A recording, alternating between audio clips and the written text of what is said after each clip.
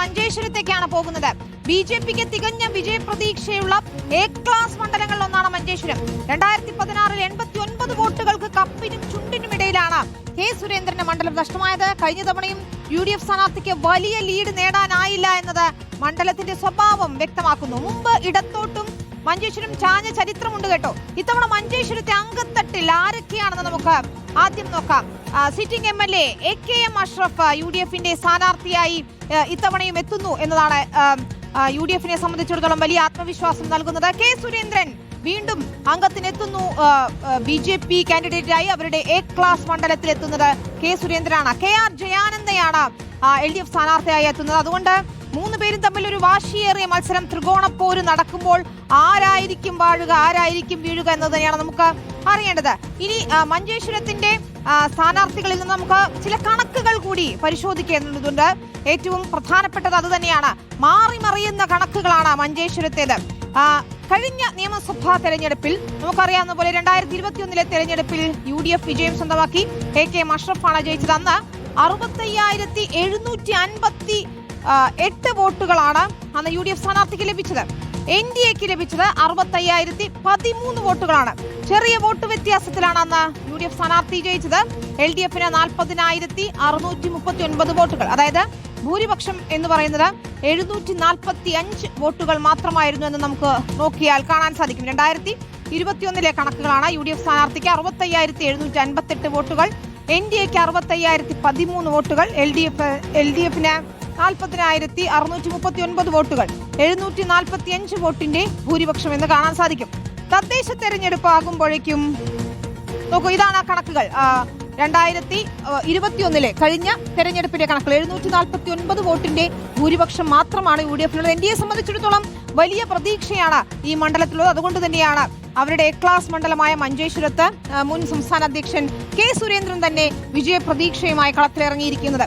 ചെറിയ ഭൂരിപക്ഷം എന്ന് പറയുന്നത് അവർക്ക് വലിയ ആത്മവിശ്വാസം നൽകും. നമുക്കിനി തദ്ദേശ തെരഞ്ഞെടുപ്പിലെ കണക്കുകൾ കൂടി പരിശോധിക്കാം. തദ്ദേശ തെരഞ്ഞെടുപ്പിലെ കണക്കുകൾ ആർക്കാണ് ആത്മവിശ്വാസം നൽകുന്നതെന്ന് നോക്കിയാൽ UDFനെ സംബന്ധിച്ചിടത്തോളം 67,235 വോട്ടുകളാണ് തദ്ദേശ തെരഞ്ഞെടുപ്പിൽ അവർ നേടിയെടുത്തത്.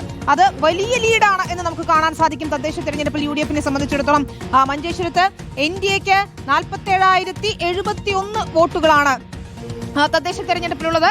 തൊട്ടു പിന്നിൽ LDFന് 41,908 വോട്ടുകളാണ്. അതായത് UDFന്റെ ലീഡ് എന്ന് പറയുന്നത് തദ്ദേശ തെരഞ്ഞെടുപ്പിൽ ഏതാണ്ട് 20,164 വരും. അതായത് 20,000-ലധികം വോട്ടിന്റെ ലീഡാണ് തദ്ദേശ തെരഞ്ഞെടുപ്പിൽ UDFനുള്ളത്.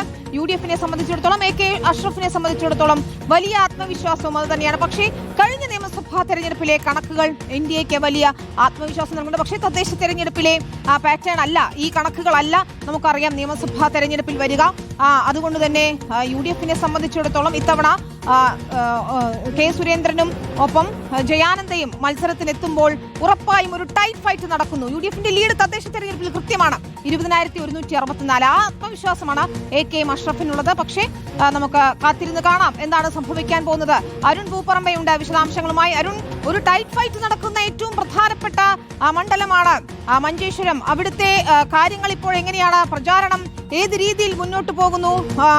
AKM അഷ്റഫിനെ സംബന്ധിച്ചിടത്തോളം, സിറ്റിംഗ് MLA സംബന്ധിച്ചിടത്തോളം ആത്മവിശ്വാസം ഉണ്ടായിരുന്നു. പക്ഷേ അവിടെ സുരേന്ദ്രനും ഒപ്പം LDFന്റെ സ്ഥാനാർത്ഥിയും എത്തിയതോടുകൂടി തന്നെ ടൈറ്റ് ഫൈറ്റ് ആയിരിക്കുന്നു. ജയാനന്ദയും എത്തിയതോടുകൂടി തന്നെ എന്താണ് ആദ്യ റൗണ്ട് പ്രചാരണം അവസാനിക്കുമ്പോൾ തോന്നുന്നത് സ്ഥിതിഗതികൾ?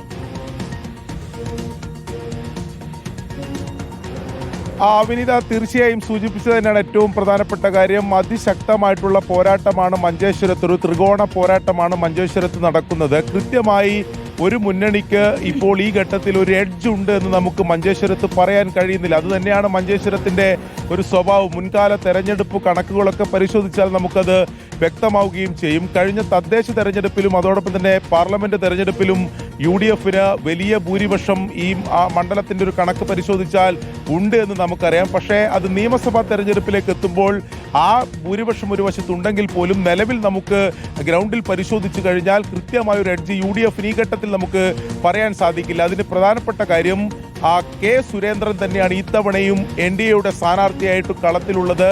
അതിശക്തനായിട്ടുള്ള സ്ഥാനാർത്ഥിയാണ്. BJPയെ സംബന്ധിച്ചിടത്തോളം അവർക്ക് കേരളത്തിലെ ഏറ്റവും സ്വാധീനമുള്ള സംഘടനാ തലത്തിലും അല്ലെങ്കിൽ ജനകീയ അടിത്തറയിലൊക്കെ വലിയ സ്വാധീനമുള്ള ഒരു മണ്ഡലമാണ്.